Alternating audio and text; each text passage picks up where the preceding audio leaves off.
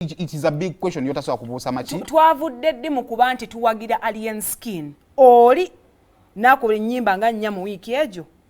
okutuuka ku alien skin ono ajja ate ng'aleeta buvuyo n'ekyokubiri era alien skin kiki ekiyinza okuba nga kimulumbisizza bajjo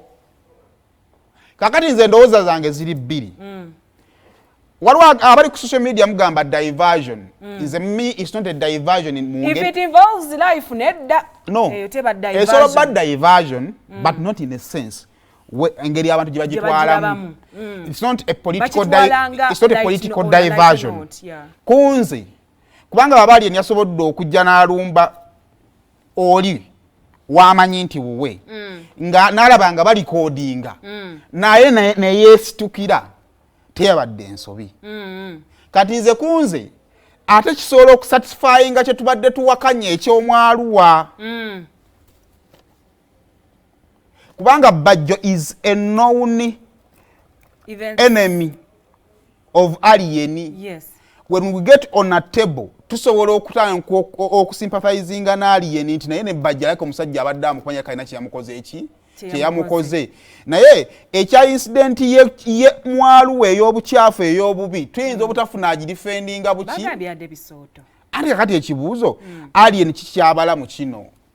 it looks like a diversion tyine kino ekyayagala okutujjako kututeera ku kisobola okubeera solvable bwe ndowooza nga tumaliriza okusinziira ku byenfunyeeko asikaali wa bajjo ow'okukugundi okwo yasuzeeyo Ibra yasuzeeyo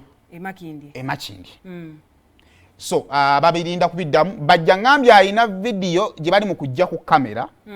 eraga buli kimu CCTV camera nga bwe kyabadde tumaliriza tutya alien skin inze mu bulamu bwange amagenest omuntu avaayo n'alumba omuntu atandika kubanga some of us twatandika n'ensi tetukkiririzaamu nga terowooza nti tusobola kati nze buli bwendaba atandika n'endaba yamulwana si kirowooza namu kuwagira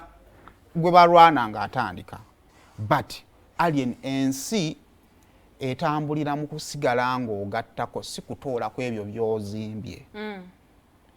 I think it's not right in any way kuzimba kaliya yo ngo ali violent